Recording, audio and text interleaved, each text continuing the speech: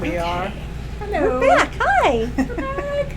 We're back. We're all in one place, in one piece. Sort For of. a little while. For a little while. I'd like to stay in one piece. Yeah, I'm down for one piece. That's good for me. Why I often feel like I'm going to pieces, but and parts of me seem to want to fall off. But, Yeah. And I've had extras for a while, so yes, which seems to have vacated. Some parts are spare. Good. It Good. has Some parts vacated are the spare, premises, and they need to go. Yes. So, I'm not going spare, but It has actually, been a heck of a month. I mean, just like one thing after another after another. Health issues, more health issues. My son turned 18 on Sunday. that was an adventure. It's always an adventure getting them to 18. Well, I mean, he's the baby, so this is the last of them. I have no children anymore, no minor children. He was wandering around on Sunday going, I'm an adult. I'm an adult. And I'm like, oh, honey. he thinks that's a super special thing. Here's your bottle of Advil. Here's a bottle of Advil. Oh. And your nap schedule. Yeah. Because you're going to want them. Oh my God. For my son's 18th birthday, someone got him a bag of 18 different things from the Dollar Tree. Yeah. Because he was coming to a party and then found out on the way there that it was Logan's 18th birthday party. Oh, like, okay, cool. But that's a really creative, fun gift idea, though. Right? And it was, and he's like, one of the things he put in there was the little tiny mouse traps that I'm not sure I've ever actually caught a mouse. They're just like really tiny things that snap. And I'm like, okay, this is cool. I go and put the cake away in the kitchen. I come back out, and Logan has them on all of his fingers. You're an adult. I look at him and he looks at me and goes, I'm an adult. I'm like, that is fantastic. yes, you are. Johan went down to the corner Stop and Rob and bought himself a lotto ticket. Well, because hey. he could. Because he could. Because Well, and this he is could. hilarious, dude, because the guy behind the counter was like, no, dude, don't start down that road. And Johan's like, I'm just going to do it once just because I'm old enough to actually do it now. And the guy's like, surely there's something else you could do. And Johan's like, nope, this is it. And the guy's like, no, I guess you can't get cigarettes or alcohol yet, can you? Nope. Yeah, pretty much. Also, I love the fact that he bought himself a lottery ticket and didn't win anything. He learned. Welcome to adult disappointment. Right? This is adulthood. You invest money in something and nothing happens. And nothing works. And it's just, Yeah, I love buying a $3 lottery scratch off and getting $2 back. It's like, yeah. You've only lost $1. dollar tax. Now, do you take those $2 and spend another dollar? No, I will say, though, considering how expensive movies are lately and how crappy they are, It's cheap the entertainment. movie I can write in my head about $400 million Right. for a mere $2 Yeah. is like, it's like a Far whole more evening entertaining. of entertainment of what Oh, I yeah. could do. I mean, and sometimes I just have pure vengeance dreams of I'm going to walk up to my family and this one particular woman I know who I know will suddenly be my friend and go, no, bitch, I mean, or disappear forever. or I'm gonna hire private detectives to make certain Sparkles' lives miserable, or I'm just gonna I'm going to spontaneously buy you that glassware. so That does Cedar not have to found- be. That does not have to be a special occasion gift. I will take that anytime. Cedar found some really, really lovely glassware that matches some really lovely bottles I found in Italy of a particular shape. I'm So scrolling a through, shape 'cause I was no, looking wait, a shape for- that Kortnee likes to throw at people. Yes, So- yes, she Well, does. that too, but the first Just one see that I one filled up saw, with Sparkle Mints. I could. the first one that I had saw, I'm looking for like a highball glass, a whiskey glass. So I'm scrolling through Amazon and this glass pops up and it's like a champagne flute, only it's shaped like a lovely female It is- figure. Uh-huh. That one And I was beautiful. like, oh, I have to show Kortnee that one. Yes. And then when I went back and was trying to find the link, I found the other one. Lots And of bubbles in frankly, the bottoms. I don't know how you're supposed to drink out of the other one. Because it didn't have like an opening at the top properly. Like, oh my god. I think we have to get that At some experiment. point, I will say, at some point, I firmly believe, and for our gentlemen in the audience, you're going to turn around a little bit. We need to bring fudge sickles to a convention. and just sit in the front of the no shit there I was eating the vegetables.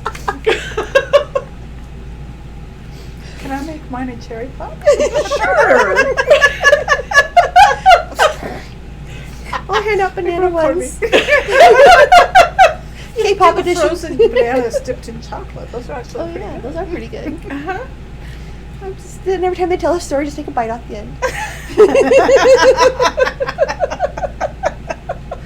No, it's that kind of day. Yeah, it is definitely that kind of. Here we are. We were going to talk about adulting, and we promptly went right in the gutter. See, that's the thing. It's like we had a little bit of time where we were catching up on things before we started recording, and because we have an awful lot of adulting that we've all had to do lately, Oh my that God. it's just it's exhausting, and a lot of advocacy for ourselves in circumstances where it sometimes can be very difficult as a woman. And just as a human, Yeah. to advocate for yourself, and And advocating for others, which is what I was doing earlier today, and then came in here and brain dumped at them to check myself. yeah, Because as women we are taught that we're not supposed to assume, and we're not supposed to put ourselves forward on things. And this is even when I'm trying to be fiercely there for my husband to make sure that he gets the care that he needs. Mhm. There's still moments I'm like, I don't know about what was how pushy do I get here? yes, So Yes. yes, especially when you're dealing with the VA. Pushy is you get to that's the one spot where you don't have to offer any excuses. You can get as pushy as you want with those folks because they don't. 20 years of experience with the VA dealing with a claim that took 5 years to resolve. I had 0 patients for the VA. But yeah, it's like and a lot of the doctors who work there are great, and a lot of them are ones who are just coasting till the end of their career, and we you had ran one right of into each one today. of those. Yeah. Yeah. So So advocating for yourself in a medical circumstance, especially like that, well, you know. and that was the thing, that it was really good to have you with me when he was in the hospital, Yeah. because you were advocating for me. Yes. Well, I was advocating for him, and I needed that support. Yeah. But as a patient, having someone with you that can advocate for you is just really important. I mean, especially because when he was in the hospital, he was not all there, and there was no way he could have even remembered. I mean, the doctor came to see him one morning before I was allowed to be there, and talked to him, and he has absolutely no recollection of that conversation. And None. that annoys the bejesus out of me because they know, but they're just they should know. They should know that nope, the patient's not going to have any clue. And it's like, really, you come and talk to them and dump all this information in their lap because that's what you're supposed to do. And even but it doesn't help. Yeah, and even if those notes were written down somewhere, which I can't actually find them for that conversation, interesting. right? The patient in this case doesn't know how to get to them. He wouldn't have known how to access any of his information and notes. No. I figured it out because I had encountered this kind of hospital system before, and because I think you nudged me to ask for the information because it wasn't fully. Well, you were worried about other things. Yeah. So it's really important to understand the systems that you're in, whether it's the VA or even just your regional hospital. You need to know how to access all of your information and then do so. Yeah. And I know my husband won't. I mean, he didn't have any of the electronic stuff set up at all, whereas I really like to be able to see that because then I can see everything. And I've had part of the reason why I insisted you go with me to the hospital, and I did appreciate appreciated the ride there, because I have learned over several decades of doing this that when I go, there will be instances where they won't listen to me, but they'll listen to somebody else, and I will say the white hair does help. It really does. It just does. Yeah. It really does. The white hair and the arched eyebrow is a remarkably powerful thing. Yeah. And the direct stare of like, really? And it's amazing how uncomfortable that makes people. It gets them moving. So, but there was one. So I have picture perfect pregnancies, and then the year after, my body falls apart. And you do the delayed stress routine. Yeah, pretty much. So Logan was 4 months old, and I could not breathe. And we ended up at I was not feeling well. We ended up at the ER. And my mom is on the phone trying to get someone at the hospital saying that she's going to cover the ER bill, just get me seen. Because we didn't have insurance at the time. We were it was, we were so very broke. Well, and they can't deny you care. No. But she's like, I'll cover the copay, like whatever you need to do, get her in, get her seen. So I got there and I said, my throat hurts, I can't swallow, I do not feel well, I can't breathe. Because my husband insisted on a strep test, they did a strep culture for me, and then they said, well, you don't have insurance, so we're not going to do a scan for this, but you could have a blood clot in your lungs. And that's illegal. They cannot deny you care. And then they sent me home. Yeah. And by the time it was a 5-minute trip from the hospital to our apartment, and by the time we got home, there was a message on my machine saying, you have strep, go to the 24-hour pharmacy, pick up the penicillin. Because I had come in with virulent, like it was, my entire throat was swollen shut. So you did the super special version. Oh yeah, it was great. But you excel all the time. I do not do anything small. If you're gonna do it big, man. Yeah. But so like they didn't listen to me, but they listened to my husband. Right. I've had doctors' offices where I've gone in with reams of paperwork from the last 3 doctors. Yeah. And I've gone through and made notes of, this note is incorrect. And like, this is not what happened. This is not what we did there. I always, if I can insist on seeing my notes, I do. Yeah. Because and that's why the electronic systems are so nice, because they can't hide anymore. So I went into one doctor's office and I'm like, here's 20 years of documentation of this problem. This is what I want to do with it. This is where we're going forward.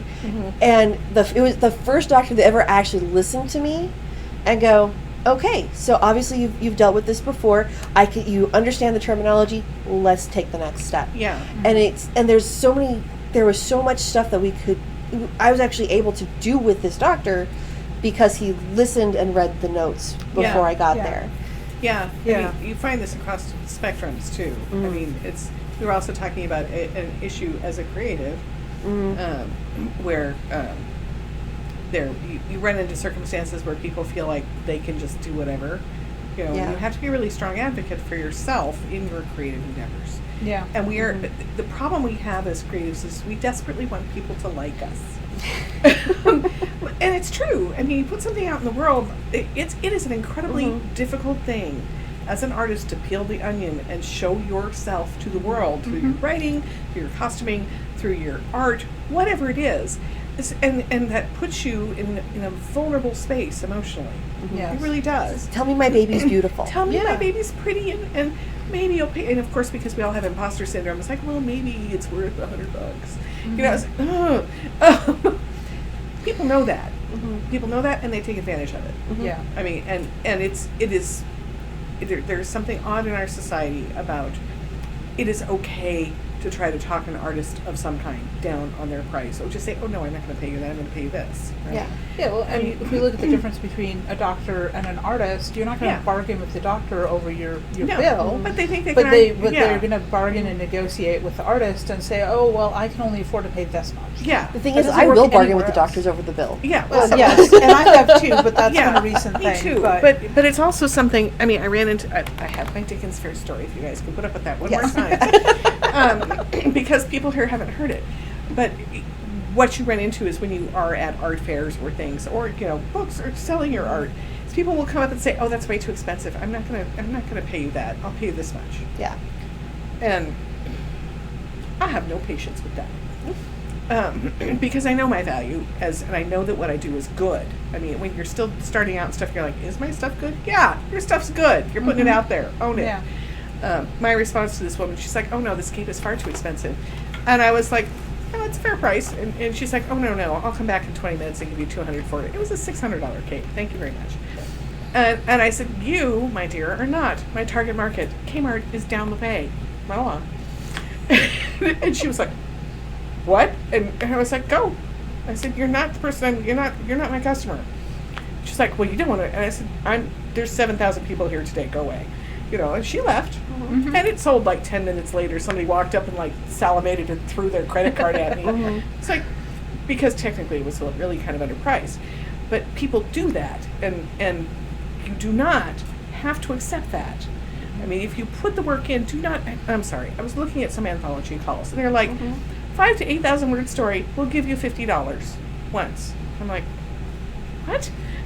Yeah, Are people actually doing? Yeah, no, what? they do, and there's actually so if you look online at the submission grinder, Yes, I was and looking you through look that. at the different ratings that the markets get. There's markets that are called for the love because they either don't pay or they pay a pittance, like $10 And you a know story. what? It's ridiculous. Don't do that. And so it's nice because if you use that particular little portal for story submission, you can actually sort by the pay scale. Yeah. So you can sort and you can see the professional stuff pop up to the top. And those are the only markets you want to submit Yes, to. that is advocating for yourself. Yes. Do not Yes. think that if you need to work on your craft, go to Plains Like Writer Cantina. Ask your friends to pay to read. Get the help to make it possible. But nobody deserves $20 for a story they spent a week on. Yeah. Nobody. Doesn't matter how bad the story is. That is not okay. It's Yeah. an insult. It's an insult Yeah. and it's degrading. There's now some of the For the Love is they're very niche. Yeah. And they're very like fanzine type thing. Well, that totally makes and sense. that's And that's if what I if would it's say. a mutual agreement, Yes. that you recognize that's the level. For Right. the love. If Yeah. you're an amateur, and which literally means for the love Yes. of whatever That's this okay. is. And you choose to do that with your work. Like, for instance, there's the Haunted Library anthology. Right. Which there were Which two, people- and now there's another one that's going to be Yeah. open for submissions till end of August. Yes. Yeah. Yeah, little plug there. it's That also- one's a for the love market. You're donating your story Yes. to raise money for the library. Right. And will I do that? In a hot minute. I've Yep. got to figure out how to write that story, but but I was in the first one because raising money for the library is something I'm passionate about. But that's literally That's by charity. choice. Yeah. That is a choice. That's by choice. Yeah, and that is the only time when I think it's okay to do the For the Love. If someone's expecting you to do it for the love and they're going to make money off of it, Yeah. no. No. No. Absolutely Well, not. And this is something I learned years and years ago, decades ago now, golly. She said, "Golly." That's what I really love about Cedar is she says words like that, whereas I just swear like a sailor. Occasionally I swear too. It's not natural to me. It doesn't pop right She's out. turning pink. It's adorable. Well, we love Cedar. I learned because we did entertainment and we provided services, but there was also a lot of work and materials behind it, and people all the time would ask us to donate to this, that, and the other thing. Oh, can you donate your time? Well, first of all, it's a lot more than just our time. Yeah.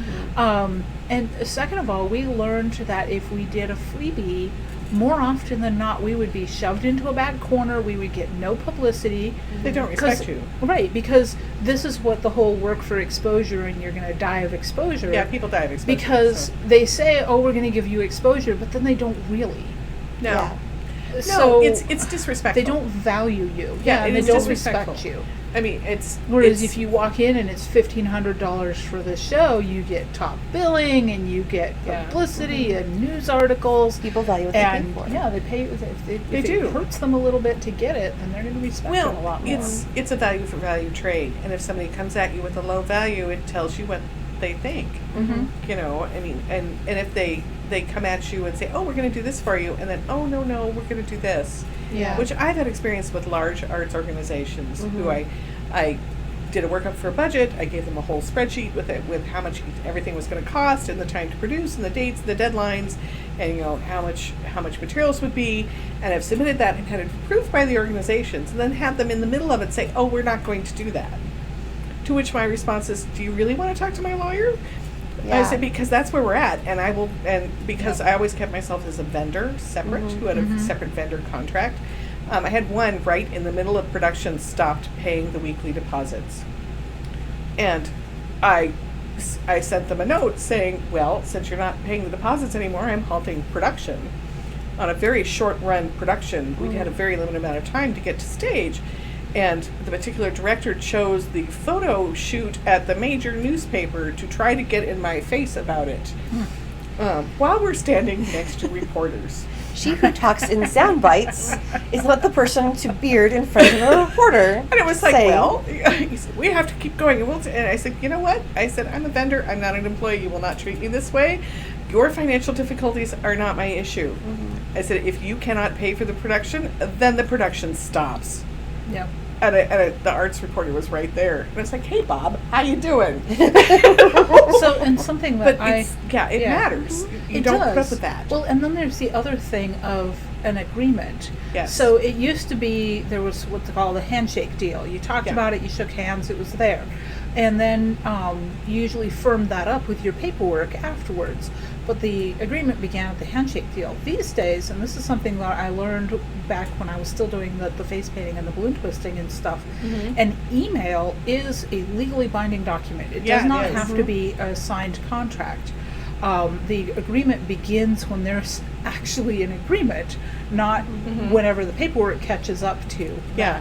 And that was something that I learned to always keep all of my documentation, Yep. even before I got trained on forensics and evidence collection. And I literally had 20 years of business documentation saved onto I still the do. computer, because you have to have that if you ever need to be able to go back and be like, something doesn't feel right here, what's going on, and then you can be able to line everything up. So Yeah, but it is important as a creative that, and if you do have a handshake agreement, something I strongly recommend as advocacy for yourself is that if you have a conversation with somebody at a convention, that it is followed up with an email. This is what we discussed. Is this does this all match up with what you remember?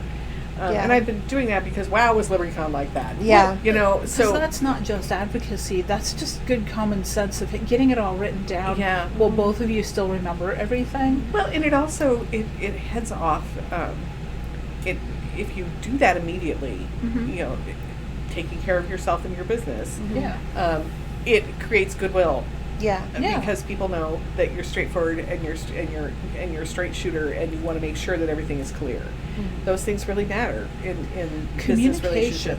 Communication is so huge. It really is. And it's not an adversarial thing. It literally is just the more you communicate, the clearer everything is, the more you're on the same page, the faster things get done, which means the less expensive they are in the long run. Yeah. Yes, in personal relationships and financially.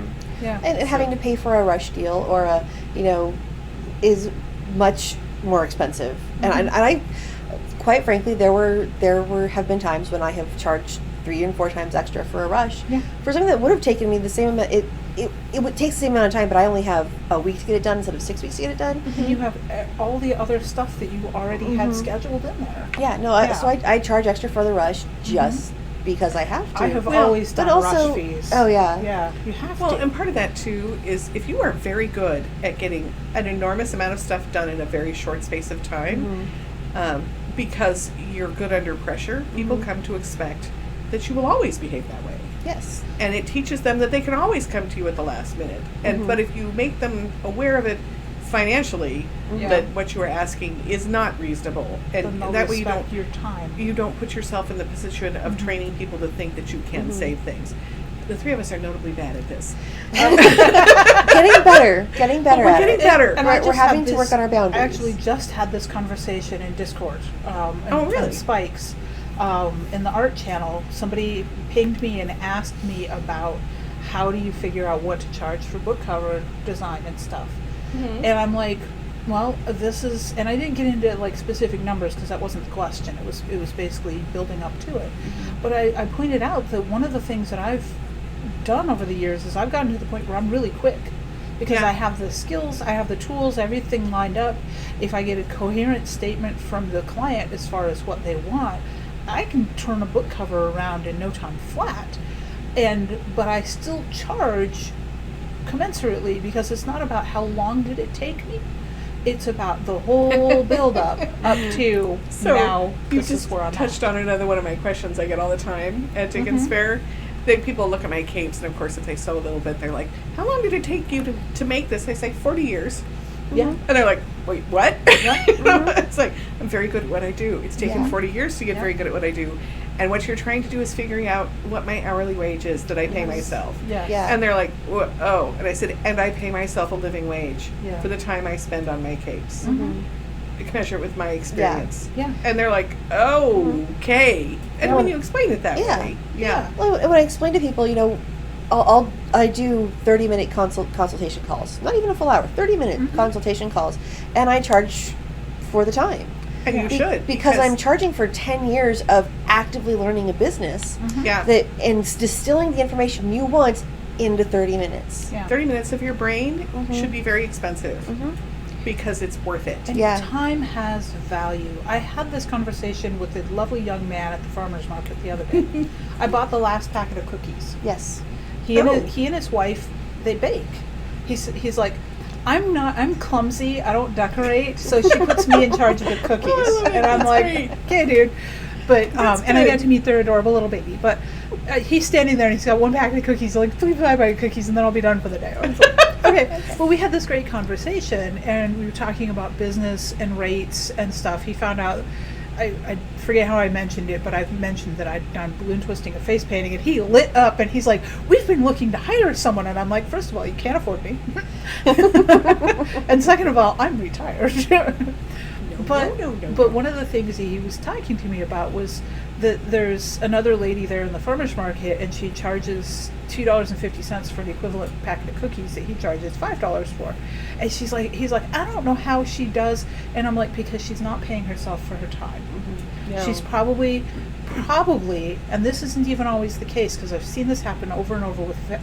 crafters. They don't even realize what their materials cost. Oh, them. no. Yeah. They have no So, clue. because they have no confidence in their product, they are actually losing money, and Yes. that's without even calculating in Yes. time. Mhm. But you have to calculate your materials, you have to calculate in inflation, God knows. We're talking about eggs and the price of eggs, eggs and butter for cookies. But you have to build that in, you have to build in your time, you have to build in your electrical equipment, cost. your electrical costs, because your equipment will degrade over time. Your You have wrapping to be able to materials. replace it. Yeah. All of wrapping this materials. is this huge complex Your ball lost project. that is Yeah. just Yeah. a cookie. And Yep. he's like, I don't know how she can, and I'm like, because she hasn't done the math. She's not paying herself for Yeah. her time. She doesn't value her She's own not time. advocating for herself in the proper way. And the problem is that a lot of crafters and a lot of craft shows, people come in and they expect to find bargains because people do this. They undervalue themselves. They undervalue themselves. And some of it's because a lot of the people that do crafty things are retired, they're doing it as a hobby, they're disabled and trying to pick up some pocket money. So rather than being confident experts in their craft and their trade, they're not thinking all of this through because they don't have to. Yeah.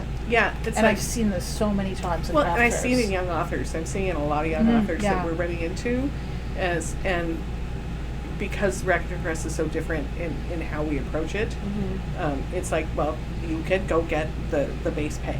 You know, there's that model available, and then there's the, or you can have us sell your stuff for a year and see how much you get from that. Yeah. You know, but being very clear about what the expectations are of what they can make, it seems very odd to them. Yeah. and You know, Because they don't think about it. They don't think about it. It's just like, because oh my God, I a sold lot something. of Yeah. what I've noticed is a lot of people who are coming into this are coming from we're going to pay you X amount per hour or per week or per year. Yeah. And they're used to being offered money, and they'll negotiate on that. But the fact that they could go out and make money, like they Yes. take this book and they buy this book for $1 and they sell it for $2, and you have made $1. Like that concept to them, like it's very foreign that like they know people do that, The but they don't know that entrepreneurial mindset. It's a They different can mindset. do that. Yeah. It's a completely different mindset. Mhm. Well, and the other thing too is that they aren't thinking in terms of IP, intellectual No. Yeah. property. They're thinking in terms of goods and services. But intellectual property is different. That's why there Very. are IP lawyers and IP law, Yep. because it is different. It is ephemeral, but it's like a gas. It expands to fill the space you give it. So it's not just books. It's audiobooks. It's film rights. It's Wow, you sent me Which a is clip out of a merchandise contract and- the other day. So we spend a lot of time doing research because we're a little new press and we have a lot of stuff we have to learn. Well, and I kind of obsessively read other people's She reads contracts. other contracts, and Because I have one to send you. oh, please do. oh my lord! And one of the things I really love about Writer Dojo and sometimes in North Texas Troublemakers is people are like, "What do you think of this?" And those of us who've been around for a while are like, "Oh no!" Oh, Run while yes. screaming. Run while screaming is like, whoa, look at that. And I think that information sharing is incredibly important because we can advocate for Yeah. our community. And it's completely unique Yeah, to the indie community it is. because traditional authors could not talk about it. No. Because- Cannot advocate while you are gagged. Nope. Yeah, you were definitely gagged. But Gagged and blindfolded because they don't even get to see their sales numbers. yeah, they Yeah. don't get their John own Van numbers. Stry and I were having this conversation yeah. the other day. He's not happy about that. Yeah. He didn't realize how blind he was going to be going into a traditional publishing setting. And Yeah. and I'm like, Well, this is we why I tried went to say indie. something. Well, and but, I you know what? It's understand. okay. It has I different. actually think what he did was a good thing, and Yes. he needed to do it. Yes, it's a different. If for no other reason than to learn this lesson. Well, but also Yes. it's a different strategy. Yes. You can do that because it can pump up your backlist. exactly. but- It's a loss leader. It's a loss leader strategy, which is an excellent whole different business discussion. But this way we can advocate for ourselves as a community of read the contracts. If you, oh, I just got my first story. Put the contract out there so we can all look at it and Yeah. see how it is. Yes. You know, how are Oh, you and doing? for God's sake, never ever sign an NDA over a contract. Oh, Oh, my good Lord. God, no. I swear to God, at LibertyCon, I spent so much time sitting with authors going, so I have this horror story about this, telling me stories over and over again about things that they had gotten into where they were getting 30% of their story. You know, that the house took Oh, 60 yeah. plus Yeah. of their sales. And I'm like, did you get a detailed thing of what that all went to? Like, well, no, not really. I'm like, why? Don't Well, ever do that. There are multiple small presses out there that I'm aware of where Mm-hmm. they will pay the authors after costs of publication are met, but Yeah. they don't enumerate what those costs are. Yeah. And And I won't. have got personal friends that have never been paid for multiple stories in multiple books Yeah. that they just basically were told, oh, we never met costs. But they And were what never were showed an those? accounting. Yeah. Yeah. There's no accounting, there's no transparency. You know, this is a story I've heard for over 40 years. Yeah. I mean, and so this is, I think we're very much at what Peterson calls a Gutenberg moment in publishing of where we can all, as independents, advocate and talk to each other and force positive change Yeah. in not just, you know, because we're trying so hard to be wide open about Yeah. everything we do and all of our money and, you know, and all of our mistakes and, you know, hey guys, we're trying to do this, but it can also demand better Yeah. in the Yeah. industry as a whole. Well, and this is going to go in a different direction Okay. for a second, but liberty. Once liberty is known to be possible, Yes. freedom, true freedom, Yes. and yes, by golly, this is one of my core tenets and beliefs: is I shall be free, because I have been a slave. Yeah. And so once you know that freedom is possible, even if you haven't ever experienced it yourself, you can reverse engineer it. Yes, you can. And for the publishing industry, so if Chuck with PubShare went under tomorrow because he got hit by a bus, because I love you, man, but you need a backup. Yeah, we like want to send We you worry about doctors you. and healthcare. You need but to hit if by a he- bus plan, please. But yeah, Plan, please. you always have to plan for your disaster plan. Yeah. There's actually part of a business plan is what happens if Yeah, worst case there's a scenario. lot of that. But if he went out of business tomorrow, we'd have to scramble. But we we would could do okay. We find would do somebody okay. who would do the same kind of business model, because it is such a powerful tool that it's, I mean, it would take some work to reverse engineer it, but it could be done because It we know solves- that it's possible. It solves the bedrock issue in publishing that has been going on for the better part of 60 years. Yeah. It solves the issue. It creates the openness and clarity in the books that, and I understand huge corporations have a huge problem with this, and there's a lot of back stuff in terms of the It's accounting that's complicated. impossible. We It's very get that complicated. it's complicated, But this has been but- the long-standing issue in publishing of that you have not been able to advocate for yourself about your costs, your payments, what you got, and seeing your numbers Yeah. and things like that. And this solves it. Yeah. It solves it. Yeah. And there is no reason that as an independent community We can't have 20 different presses doing the same thing, doing different approaches to science fiction and genre. Well, that's why stuff. KDP was so revolutionary at the time. Yes. Like it was, it still is. It's still as With many all the issues as it and has. frustration that we have. and we still love it And the because person in Pompeii who does not understand it's not a book of postcards. Still fighting with that one. Oh my god. the next one will be titled "Single Servings of Liberty." There will be no postcards in the title because. But yeah, Have we picked a name for Imaginarium yet? What? Have we picked a name for Imaginarium? Because I have an idea on that one. Okay, That's all. you can run with that. So. See, you just watched this work.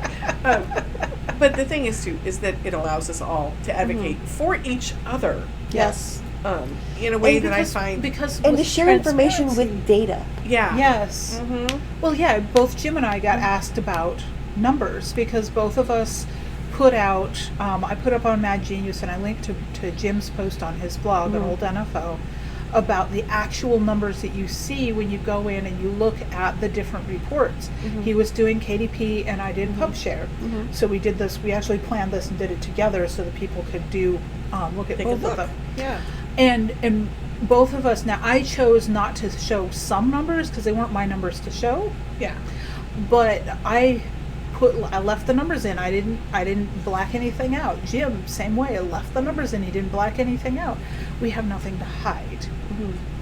And the thing is that if there is a hiddenness, if there's a secretiveness about it, it becomes in people's best interests, they think, to continue to hide and to be closed off and not to share. Whereas if we're going to advocate for this freedom and this transparency, and we have become activists in our own strange little way. I know. Which is, I don't see it as activist. I see it as infinite pies. Which, to me, this is infinite pies. We're teaching people how to make pies. Yeah. We're teaching people that not only can they make pies, there are pie cabinets all around you that nobody has opened up, and you can go get an entire cabinet of Now you're not going to open the cabinet zombie and science fiction Caribbean pie. Yes. Right. You know, because somebody wants that pie. You're not going to open the cabinet and magically find pie in there. You have to put pie in. You got to put pie in, but which means you have to make the pie. You have to make the pie. So your IP is the pie. Yes. Yeah. Right? And I found the screenshot that I sent you. Oh, right. Which is... Oh, my Lord, this contract. This contract... Okay, so this is a horrible, awful, evil contract. Do not ever sign anything that does this. However, it keeps the rights to derivative works, including, but not limited to, translate to work into all languages and publish and distribute related printed editions, electronic editions, audiobooks, and sound recordings in all languages. Okay, so every language on Earth that your story can be translated into is another piece of the pie. Yes. Okay, the audio recordings of those languages is another piece of the pie. Yes. Okay, then it also keeps the ability to adapt the work into crosstalk, storytelling, opera, audio programs, radio plays, stage plays, drama, etc., screenplays, and to shoot them into films, TV dramas, network movies, and other film works. All of those are individual. You know pies. that's a good list, though. That is a great Right. list Well, but the thing- for a baby author to go, this is all the stuff I can do with my book. This is If what I I can sign do it with over my to pie. them, they do it. They get all But the money. I could do all of this. The point is, you give them one piece of that tiny little pie, and you keep the rest of it for yourself. Right. Oh. Other derivative works, including but not limited to books, toys, food, mugs, stationery. So you can't even do prints of your cover. Yeah. Well, you So, wouldn't be able but to that's- do your prints cover of your cover anyway. but As the cover artist, let me hurriedly no. insert here that unless you buy special licensing to the art, you may not use the art other than as a cover. Thank you. I'm stepping off the Because soapbox. that's her intellectual property. That's her pie. Yes. You know, because so- I've had that particular IP file. But part of it too is people don't understand. They just go, "Oh, gobbledygook! This is like the thing on my phone that I just signed agree on the bottom, right?" Right. Yeah. But it's really important, and is. because those of us who've been around longer, because I've had to deal with some contract negotiations for my shows, which you would think wouldn't be a big deal, but can be, especially if they substantially alter the vision. Right. And badly, I don't want my name attached to it, right? So they don't get to substantially alter the vision. And they get to pay me every time they put the damn thing on stage. So... Well, nice. the other thing too But is that if that doesn't Yeah. come with a rights reversion clause after a set amount of time, then they own that forever. Forever. Yep. And I have seen this in a contract, and I've also seen it make an IP lawyer giggle like a loon, that they wanted to hold the rights to this, all of this, in this and all other universes. I've seen that. Which the IP lawyer was like, no, that's not enforceable at all. At all, ever, in any way, shape, manner, or form. you But they're going to don't try. sign stuff like No. that. Don't. And what I really love is people are starting now to understand. If you don't understand, see, one of the things I said in the thing at LTE, if you're going to be a writer or a creative or a business person, you have to understand contracts, and if you don't, ask somebody. Yes. You know, it's not actually that expensive to hire a well, lawyer. and it's not only that. There's enough of us who've been around a long time, especially with you guys in Writer Dojo. Especially they've got some. I love that group so much. I love them so much because it's an advocacy place. Yes. You know, like I said, university frat house, same thing. You Yep. know, we're doing the same. We are the thing. nerdy frat house. We're the though. nerdy frat house over in North Just Texas. to buy everything. But the important part is check, because you've got all these people helping you, Yes. which is a different approach than we've had in publishing Yeah. for a long time. Yes and no, because I think it was starting, I mean, covertly. Because when I started, I How long ago was that? 2010. Okay. So it's been So in about my 13 universe, that's years. relatively recently. Well, yes, So- yes, I know, but I'm just saying that. But it's true. For a lot It's- of baby it's- authors, it's been building. Yeah. bound for info. You're one of But old folk. I was mentored by Sarah Hoyt and Dave Freer. Yeah. And Dave just won the Freer, Prometheus. yeah, I was just going to say, he just won the Prometheus Award. Big Sarah deal. Hoyt won it a while back. Uh-huh. And yes, That was hard because Carl and John were up for that. I know. At the same time, all three. I mean, we were happy no matter what, right? Yeah. So, But and yes, I did the design for Cloud Castles, not the art. The art was the handiwork of one of Dave's friends, and that was actually a trick for me because the art was literally a colored pencil sketch, which is you don't put colored pencil sketches on science fiction covers. no. We made it work. Okay. It was a whole thing. The first one he sent me was beautiful picture, but Not- that's why. No. He Anyway, keep going. Go ahead. he and Sarah mentored me, and they gave me a glimpse of the underbelly of traditional publishing. Yeah. Which most young authors weren't getting at the time, and Sarah's extremely outspoken, and Dave, when he gets on a tear, is, well, I mean, but Dave's very pragmatic, and always has been. So he's always been my stable kind of go-to of just really listen. When that man talks, you listen. Yes. Because End of story. man, he's profound and wise, and he doesn't acknowledge that at all, but he is. His blog posts are well worth reading. Every Monday at Mad Genius, go read Dave. If you don't read anybody else. So I got this look at it, and I was actually, at the time, I was reading Slush. I was one of the volunteer readers for Baen, so I read Slush for Baen for a couple of years. I wasn't paid to do it. Some of the volunteer Slush readers did actually get hired on and paid because they were doing a lot of it. But seeing what was in Slush... Wow, there's an eye-opener. But seeing what was in Slush and knowing what I was finding out more and more about literary agents and publishers in general and rights grabs and all of this, and then when KDP started to open up, and because of the time also I was working as a part-time as a librarian, and my boss walked in one day with a Kindle and a Nook and asked me to learn how to use them and to write up instructions that could be easily understood by anyone coming into the library, because we were going to put books on them and check them out to people.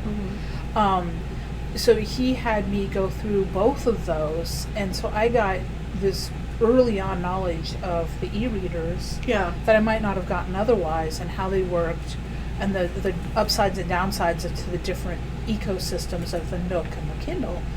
And all of this kind of just coalesced into what worked for me.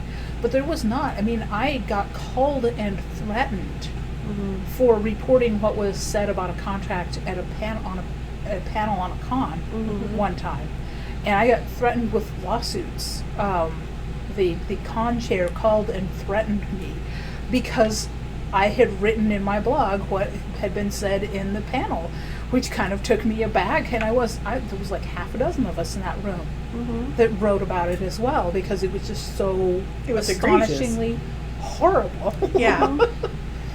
And that was the atmosphere. Yeah. Is that if you say something like this in public, you will get threatened. Well, and it's interesting too, because way back in the dark ages of time, when rocks were soft and books were printed with printing presses, We're in the Permian Basin. The rocks are still soft. the rocks are so soft. But, no, it's like, this is something I would sit in the SIFWA suite, as a 20-year-old, listening to authors talk about. So, what are you hearing from Ace? What's going on with them? Did you get any royalty payments? I mean, people are telling me they bought the book, and so there was this constant discussion, low-level discussion going on at conventions, because that was really the only place that they were all on the same. so you Because could we see didn't people. have internet way back No. then. Yeah. We had to use phones attached to the wall. And fanzines. And you didn't put that stuff in writing, but they were talking. Oh yeah. There was a lot of conversation going on even then. Yeah. And and the famous story of Jerry Purnell taking over SIFWA and going to Ace and going, open your damn books, which made a huge difference. But now you don't have to go to those links. No. Well, and unfortunately, SIFWA wouldn't go to those links they wouldn't do it anymore. And as a anyway. matter of fact, Yeah. I'm going to recommend that if you are contacted by a publisher, or if you're considering submitting to a publisher, go to a website called Writer Beware. Yes. Yes, it's associated with SIFWA. It's not associated in that way, so it's No. still good information. It's excellent And I information. hate to that I have to give that little Like, disclaimer yeah. there, because Because we SIFWA do- should be an advocacy They used to be- organization, they used to be. and they are the They're not opposite of anymore. it now. No, They're not anymore. they've become an arm of the publishing industry. Right. Well, they're skin suited. So But Writer Beware is excellent, and it is a great resource, especially for some of the more obscure ones that we might not know. Yeah. But also ask in the Writer Dojo. Yeah. And the other thing is type the name of the publisher into Google. And if Google prompts, you know how it drops down with all of these da-da-da-da-da, and then it gives you all these prompts. If the first couple of them are scam, fraud, beware, then Lawsuits. maybe that's a red flag. Yeah. yeah, I mean, it's I love this. I really love this ability for us to take care of each other. Yeah. I mean, this, I think, is one of the best things I've seen come in the last 8 or 9 years of people actually reaching out and Yeah. making the effort to help each other not make a mistake, because it is wide open. I mean, yes, for the longest time there were gatekeepers standing at the gate going, "You shall not pass," and we're like, "I mean, there's no fence. We're just going right around you." There might be so- there might be a gate, Well, but there's no fence, so we're just We're just like, Yeah. you stand there at your gate, have a good time. Well, We're gonna go over here. So I remember going to, oh gosh, my first con as an adult, which was, I had a different experience as a child. Because, Yeah, I was adulting. adulting. We're Well, 'cause, adulting. you know, We're talking about adulting. I was obnoxious and adorable, so people put up with me as a child, and then as an adult, I realized, oh yeah, I was really obnoxious. I'm going to not do that. Live and learn. Shocking. But I learned, I ended up hanging out at the bar at all the cons that I went to. Now, granted, I only went to the regional ones because I couldn't afford to go anywhere else. But I'd go hang out at the bar, and everybody knew my face, and they knew me. So, like, if I was like looking around, like, let's go find the interesting conversations, I'd walk up to the table. Everyone like, oh, she's friends with someone here because we all know her, we've all seen her. And so I'll just sit there. I stood at a table with people I didn't know to hear conversations that I was not supposed to be part of. Yeah. Because everybody knew me, and they didn't realize they knew me, but Well, because it's like, oh, you're a known quantity. right. But that's like I started. So I introduced myself to a bunch of people who, I came in. Everyone's like, well, where did you come from? I came in as a dark horse. Like, no, I've been around. Y'all just didn't like introduce yourselves. And I didn't introduce myself either because I kind of like being anonymous. Too late. Too late. I know, my picture's out there and everything. Mm-hmm. But I got to know the editors and the publishers and the people that were working there, and I'd hear them talking, I'd hear the writers talking, so I learned a whole bunch of industry stuff kind of by osmosis. Yeah, that's what happened with me because I was booth babe for Charlie Brown, editor of Locus, who was the center of the science fiction universe, and everybody talked to Charlie about everything. Yeah, and I was always hanging around, you know, because Charlie, he kind of adopted a whole bunch of young women interns who would drive him all over the place, and because he couldn't drive, he was wall-eyed. He had one eye this way and one eye that way. Oh. And how I met him, it was weird because he's a very brash New Yorker kind of guy, and everyone was just a little bit afraid of Charlie. But he would look at you, and finally I just looked at him one day and said, "Charlie," he said, "What?" I said, "Which eye are you looking at me with?" And everyone was like, and he's like, "The one closest to you." And I said, "Thank you. So now I know where to look." And from that moment on, right. But I sat in on some really scary. I just happened to be in the space where he'd be talking to people fairly with names that are like legendary, talking about things that were like, holy crap, I can't just so it's been a mess for a long time. Well, I learned so for amazingly enough, putting together the yearbook in high school, I learned the finances of physical publishing. Yes. And how all of that works, and how the numbers actually work and the print runs. So I took that information and took the publishing information I was learning, and then I was listening to people who were like, they had quit their publishing job because their husband they were living in New York. Their husband got a better job on the West Coast, so they quit their job, and now they're trying. They're like, they still want to do publishing, so they're going to start their own small press. So I got to listen to the financials on that and how they're putting it all together and putting all that money together and what they need to do, their print runs to do to publish what they want to publish, right? Yeah. So like, okay, got this information here, got this information here, got this information here, and then I took a creative writing class because I had to take an elective, and this one was easy. Sorry. We all know that dance. We know this one. I'm like, okay, I can do this. And it's supposed to be a workshop class, and the teacher was actually published in Actively Writing, which is unusual. Right. Yes. It's unusual for creative writing classes. And one of the guys wrote a story about, and I will tell the story all the time because it's very illustrative of how people think about writing. A guy had written his first novel was a bestseller, and he was struggling to write his second novel, and he was he was in love with the girl at the coffee shop, so he was going there to write every day, and he was but he couldn't get the second novel out, but he was living off the proceeds from his first novel. And I'm like, this is a really romantic idea of how this works, but the way you have your finances set up in this story do not work for me. And he's like, what? So I spent the rest of the class lecturing on how people got paid and how much a novelist could expect to make on what the current numbers were, because like 2 days earlier I'd actually gotten through like what the best-selling numbers were. This was 2008. So this is before like KDP was a thing, and like and before the crash. Like it was just before the crash. Right. Like I graduated into the crash, which sucked in other levels. But but the thing is that, and this is something that I had learned, which is basically that people assume that an author commands a large initial payment, which is not true unless you are the top 1%, and that doesn't even well, and the whole thing with the top 1% of authors, and I'm actually thinking more like James Patterson.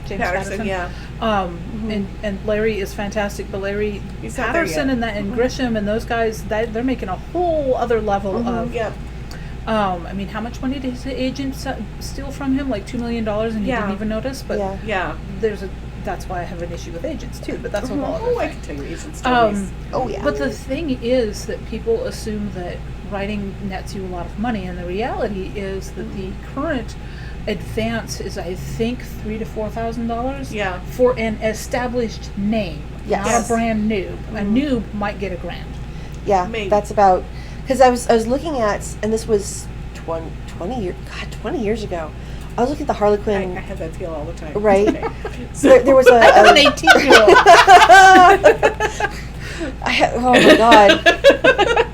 No, I was looking at the Harlequin romance contracts from 20 years ago, and and it's a first-time author would get $3,000, and that was considered. Yep. But you would never make another dime past that because there was a big, and a couple years later there was the big lawsuit about Harlequin selling us their sister company the rights to actually print the books for pennies on the dollar, which means that you will never earn out your advance. Yeah. Mm-hmm. And you will always, and so, yeah, like They had it set up so that basically the numbers added up. Yeah. Because you got your Yeah. advance and that was it. That was it. But now, Mm-hmm. But now we have transparency. we don't have to put up with that. Nope. No. And we have information systems in communities. Mm-hmm. So So you know what to look for. You know how to advocate for yourself. You know when you have to. Yeah. Well, You know what yeah, we and I should. think that's something that I see more and more building of, this is something that we talked about, creating these little writer co-ops where we all come together and help each other. Yeah. Of, first it started with this little gang here. It's like, well, we'll all work together to figure something out. And somehow that got out of hand. Well, so actually, I know they had the group that was originally here Yeah, had their weekly the stuff. North Texas Troublemakers, which was originally The North Writers, Texas Shooters, and and Pilots Writers, Association. Shooters, and Right, Pilots. which is And then basically- we showed up. And then we showed up. They invited us to dinner, and we stayed. Well, they but fed us. Big yeah, mistake. but So- before I ran into all y'all, I was in the erotica groups on Reddit. Yeah. And I was in the private erotica groups on Reddit. Yeah. And it wasn't writing private erotica. This was, what do your numbers look like this week? What were Yeah. your sales on this book this Yeah. week? Yeah. And it was, because people were very closed-mouthed about what their keywords were, because I found the magic bullets. I'm using all the stuff that this is, and I don't want anybody else to know what it is. Right. Because I wanted to give them directly to my book. And then once they figured out, wait, no, I can't write fast enough for the people who are reading my books. Mm-hmm. And if there's more people in there, I actually sell more. Yeah. And so they started, I watched people, and this was, a part of this was the big churn and burn. You got really good at writing your stories really fast. Yeah. And you turned out clean copy, and you could pull your keywords, you could pull your categories, and you could do your covers, and you could do not as good as we're doing now, but you could do professional grade covers for erotica shorts for less than $2, Mm-hmm. and you could do it all in a week. Yep. Yeah. And you had people there who would tell you, don't do this, don't do this, don't do this. Oh, this is a word I got tripped up on. This is now gets you in the adult filter. So there was a running list of keywords you do not put in any of your stuff, Yeah. and a running list of words that you use instead. Yeah. Yes. Cooperative support. Mm-hmm. I mean, this is the thing that's interesting because humans seem to default to the zero-sum fallacy. yeah. So we are by nature, we tend to assume that there's there's a pie. Mm-hmm. And we don't think about that. I've got my pie, and if I teach someone else how to make their pie, then there's more pies. And so I see this because I got involved in the magic community through my ex. And the magic community is very, very, notoriously, it's the whole thing is it's secret. It's all secrets. And part of that is the mystique of the actual act and the entertainment. There's a lot of, that's how magician, the mystique is there. And so two things out of that. One was that I learned how to deal with kids during a show that disrupt the show by shouting, I know how you do that. Because they're not trying to be a pain in the butt. They're actually super excited because they just figured something out. And they want to share that. So the best way to respond to that is basically to let them in on the secret with you. And be like, cool, kid. Now don't tell anybody. It's our secret. Kind of thing. There's good words for that aren't exactly that, but that kind of thing. But the other is that the balloon twisting community, which I was also involved in, is the total opposite. In that nothing's a secret. We actually used to have discussions about clamshells because we couldn't use the word dollars because then we'd be price fixing.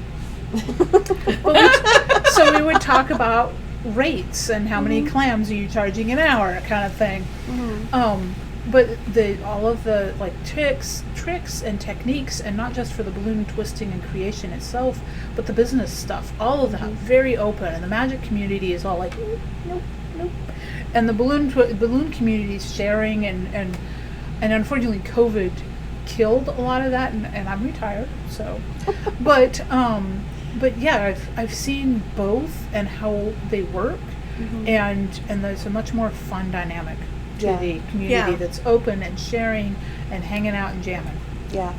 It's a lot more fun, and it's a lot more profitable for everybody involved. Yeah, people don't realize that, as they think that if they keep it all tight to themselves, they generally don't ever become successful. Yeah. I mean, one of the things that I told somebody is, I was talking to somebody about the only way I truly grow, I get more back when I give it away. You know, I mean, I is with me, it was like teaching technique. You know, there was this weird thing in costuming for a long time, especially in the SCA, that you had to earn your chub. You had to do the research. And it's like, why make them reinvent the wheel? We can move all of us forward by it's like, don't start there. Here, do this. That makes it simpler. It took me 3 years to figure that out. But if you don't need those 3 years, do this. The documentary about trousers. Yes, absolutely. Oh my God, yes. So, but it's it's okay. Yes, but it's true though. I mean, if you rising tide. Yeah. You know, you could help if you help somebody else improve. It's like that thing we posted in North Texas Troublemaker. One person, you know, they climb up and they get on a hill and they reach down and grab their friend and they throw their friend ahead of them. You know, and they're like, cool, beans, let's go. Okay, like grab the next one and throw them up the hill. It's so much easier. And everybody gets to stand on top. We all get to stand on top. Yeah. So humans, we need community. We need community, and we need supportive community where we advocate for each other and help each other and go, don't do that. Yes. Do this. Yeah. Not that. and I'm happy to share my knowledge and my experience, and some of it for a price, because quite frankly, my time is value, because you have value. Yes. My time is valuable. My knowledge is valuable. Yeah. Yes. The time you spent learning your all licks, of that, figuring it out, and it's like. And like, my thing is sometimes I'll hear on the phone, it's like, are you sending them an invoice? Well, and that's the other thing too, which is that you're not going to be respected and valued if you don't charge money, because they will come at it with a different perception. And they're less likely to take your advice and do what you're telling them to do if they don't have the skin in the game of an investment. And see, that's the difference. Racketeer Press, we're all invested. Yeah, Yes. we all have skin in the game. None of us are sitting in the cart expecting our authors to pull us along. Nope. We're out there pulling along with them. Every single one of us is we have the same skin in the game, and we're pulling just as hard as they are. Yep. And I'm so I love being able to mentor our authors as much as I can. I love being able to, like, all right, so we're going to do this, we're going to do this. I'm going to walk you through our marketing plan. Yeah. It's super quick right now. We're planning to grow that, but this is what we're doing, and this is what we're doing, and this is why we're doing it. Yeah. And so they're like, oh, because sometimes it's like, I'm super excited. Let's do all the things. Like, you could do growth. that. Managed growth. But having so Kindle Unlimited 1, I made a living with short stories, and then they changed it, and I went down from $1,000 a month to $50 a month. Wow. So, you know, big learning moment. And I'm like, okay, so we're gonna do this again. I rebuilt my career, and I relearned. I had to learn a different method and how I was doing And things. you're talking about doing all the things all at once. Marketing is not fast. No. I wrote a couple of articles, linked articles, multi-part essay, whatever it was, called Seducing the Reader. And seduction should be slow. If you are rushing it, you are doing it wrong, and somebody's going to wind up unhappy. Yeah. Well, okay, when Peterson talks about dating, we want our readers to come date Racketeer Press. Yes. So we have to work on ourselves to make sure we're eminently dateable.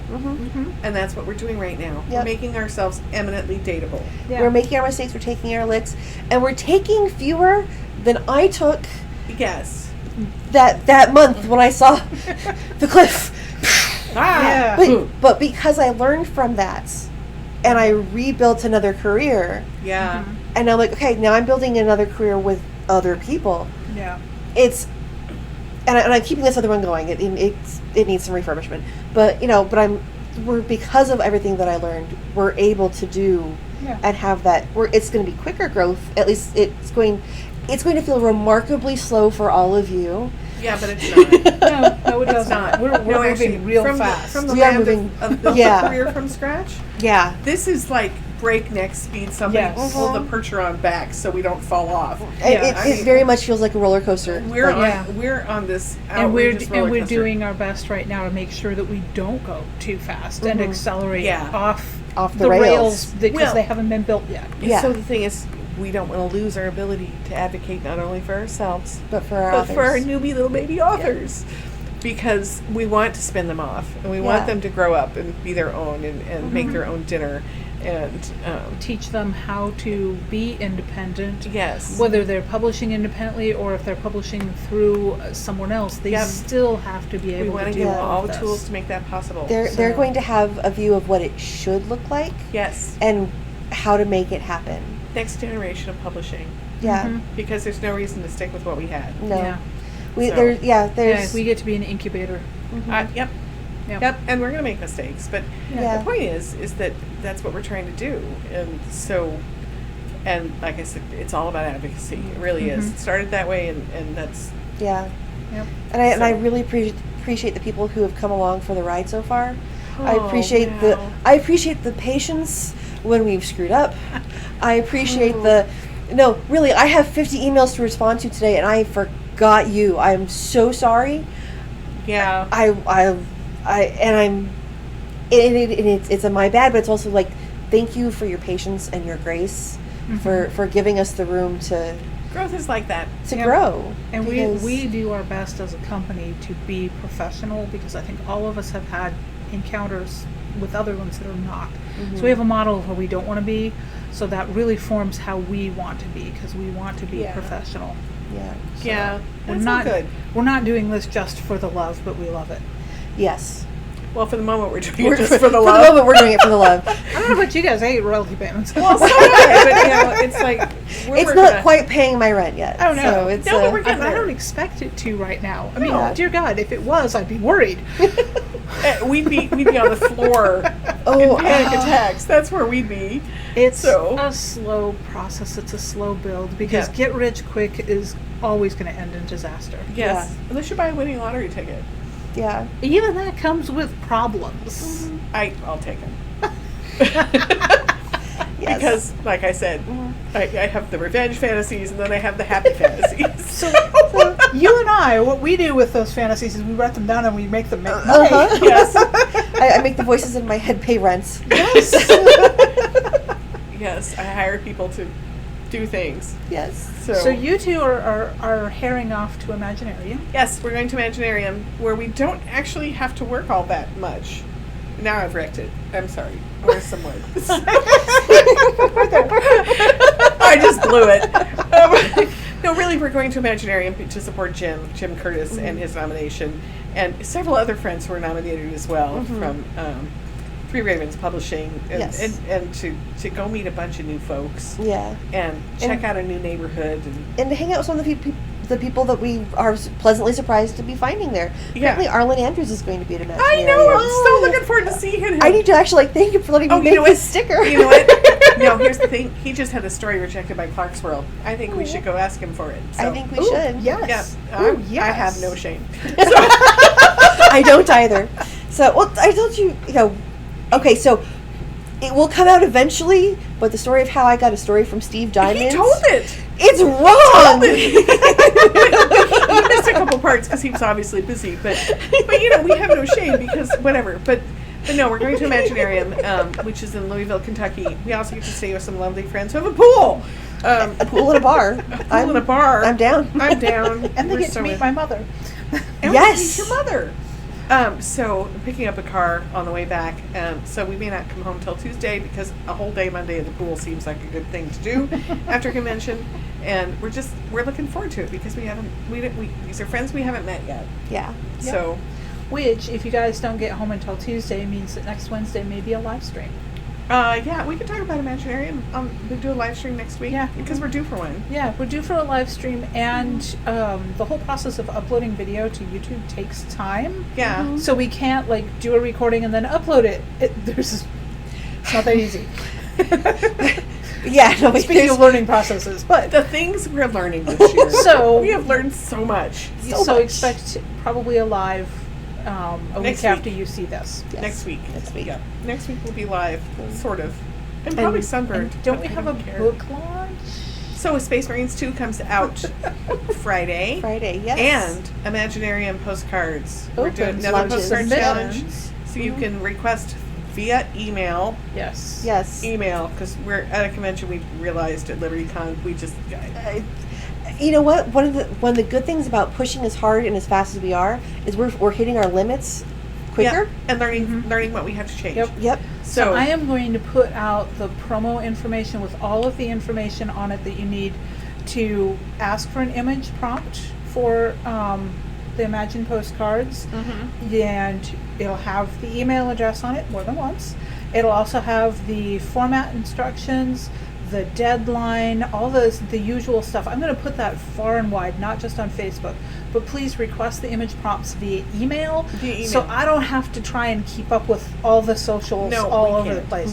Because I'm going to put it in some different places, because we have people that are like, I'm not on Facebook, so I didn't see it, and I don't want them to miss out. Yeah, they want to play. So also, if any of you have suggestions of where you want me to put this promo stuff, or if you have a blog and you want to host the promo, the open call, let me know, and we want this to be available to everyone. It's not just a Facebook thing. So. I will tell you.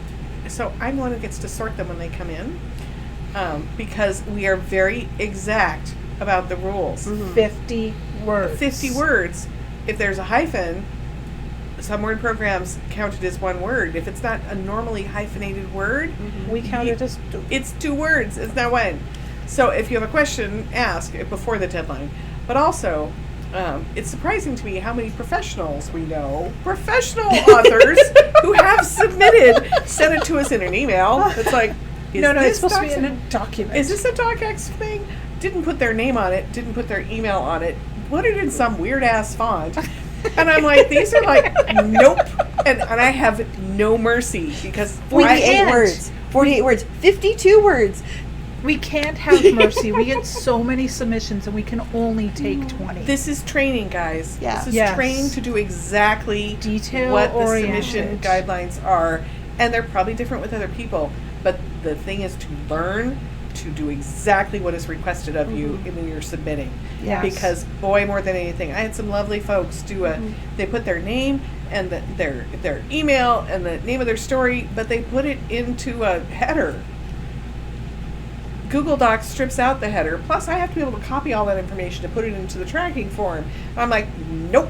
Off. It's like, Send it don't back. dot everything. And I get these headlines. The story 24 title point is in fonts 24 fonts. It's weird ass font. I'm like, nope. It's like 12 point the whole document. 12 point times New Roman, no bold, nothing. Whole document. It makes our paperwork easier. Makes it easier for when we format Yeah. to go. So, yeah. And if you have questions, Ask. ask. Ask. Ask via the email. I will be monitoring it. They'll be at a con, and even though they aren't working as much, we all know what that You means. know what that means. we will be hosting BarCon at least once. We're going to be at BarCon. So anyway, but that's the scoop on that. So Okay.